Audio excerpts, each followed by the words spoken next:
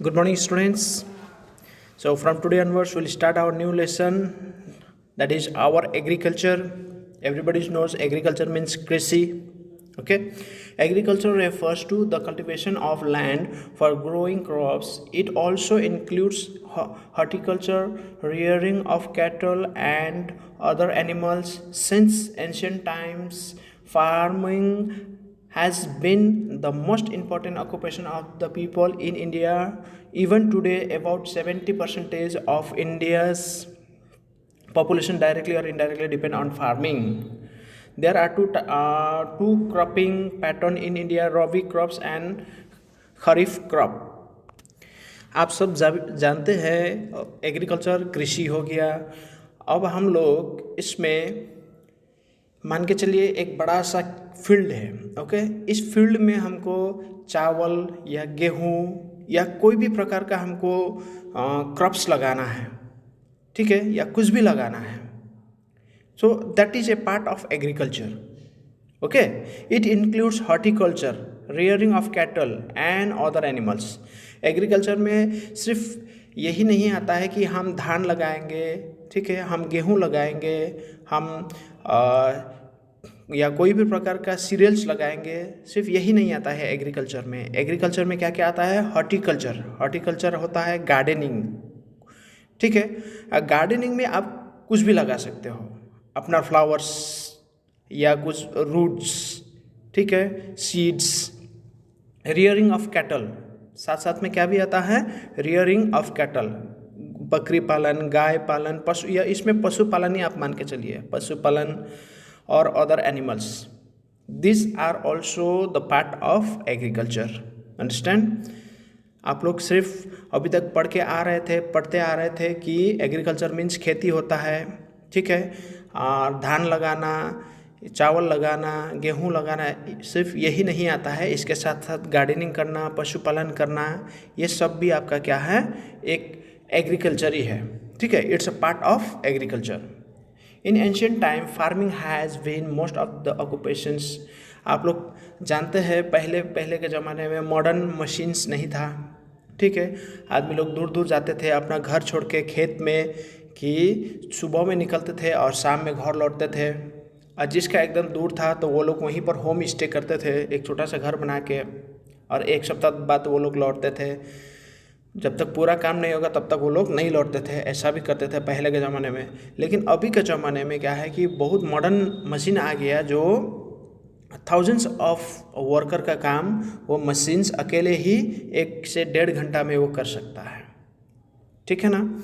Even today about 70%, अगर हम India का बात करेंगे, अभी भी हमारे भारतवर्ष में 70% पॉपुलेशन क्या करते हैं? फार्मिंग करते हैं, और इसी पर ही डिपेंड करता है इसका घर चलाना, ठीक है।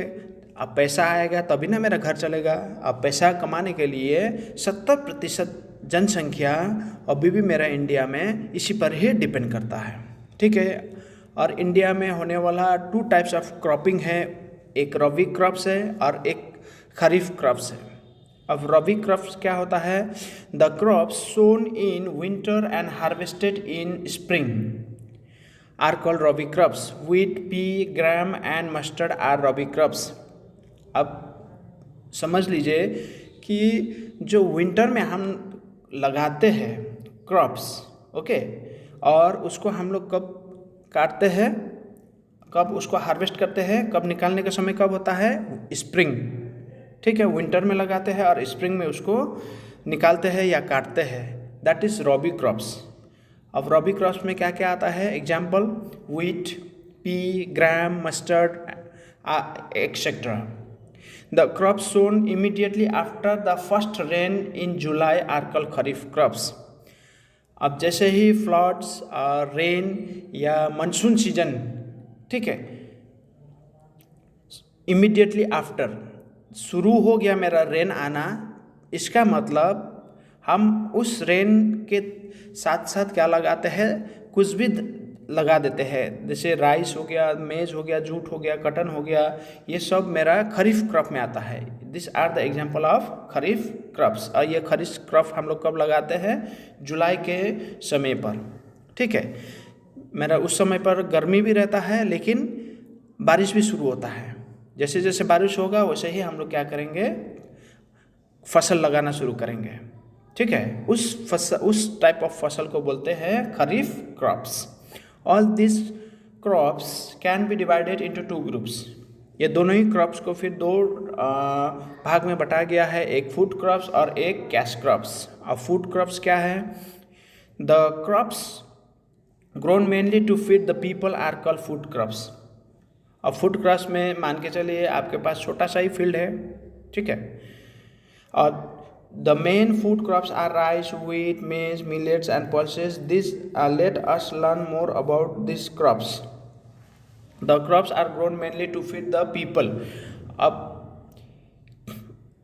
अब मान के चलिए आप फील्ड मतलब आपके पास एग्रीकल्चर लैंड है, उस लैंड में आपने क्या फसल लगाया है? राइस लगाया है, व्हीट लगाया है, मेज लगाया है, मिलेट्स लगाया है, पल्सेस लगाया है। ठीक है, ये सब किस में आता है? फूड क्रॉप्स में आता है।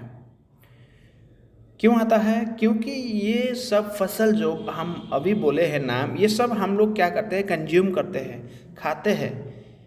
ठीक है, चाहे सुबह में हो एज अ ब्रेकफास्ट, चाहे डिनर में हो या लंच में हो, इसको हम लोग क्या करते हैं? खाते हैं। ठीक है, इसलिए इसको क्या बोलते हैं? Food crops. Rice grow well in hot and wet areas. अब राइस सबसे अच्छा चावल कब होता है? उसके लिए कैसा लैंड होना चाहिए? एरिया कैसा होना चाहिए? हॉट और वेट एरियाज होना चाहिए। It is the staple food of the most Indian, especially in eastern and southern India. We are the second largest producer of rice in the world. अब rice के लिए hot और wait areas होना चाहिए। ठीक है, वेट मतलब गीला गीला टाइप का लैंड होना चाहिए, मिट्टी होना चाहिए, और ये स्टेपल फूड ऑफ इंडियन, इसलिए ये second largest producer of rice in the world. पूरी दुनिया में हम लोग का भारत जो है ये दूसरे स्थान पर आता है जो राइस उगाता है। ठीक है, we are the Punjab, Haryana, Orissa, West Bengal, Bihar, Assam and Madhya Pradesh are the most producer of rice. अब most producer of rice in India में कौन सा स्टेट है? Punjab, Haryana, Orissa, West Bengal, Assam, Bihar, Madhya Pradesh, as well as Andhra Pradesh also. Okay, now second one is wheat. Wheat is also the food or staple food of the people of North India. North India ज़्यादा चावल के साथ साथ रोटी भी खाते हैं, लेकिन चावल से थोड़ा और ज़्यादा क्या खाते हैं, क्या प्रीफर करते हैं? रोटी प्रीफर करते हैं।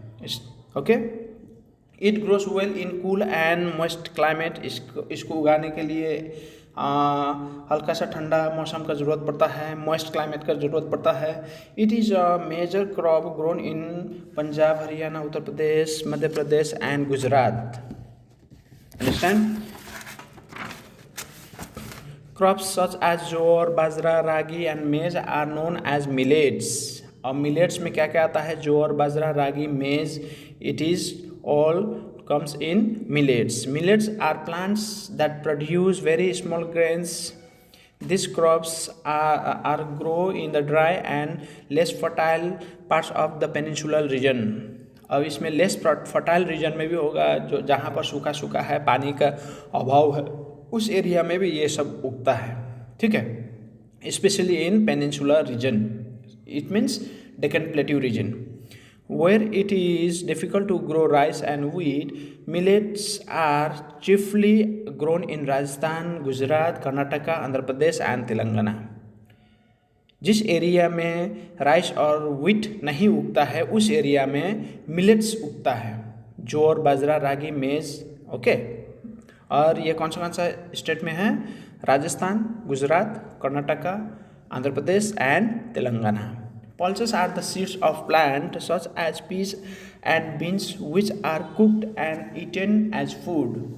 Pulses सबको पता है, दाल, और ये एक सीड्स है प्लांट्स का। ठीक है, उसको प्लांट्स एज पीस, बीन्स, ये इसको हम लोग क्या करते हैं?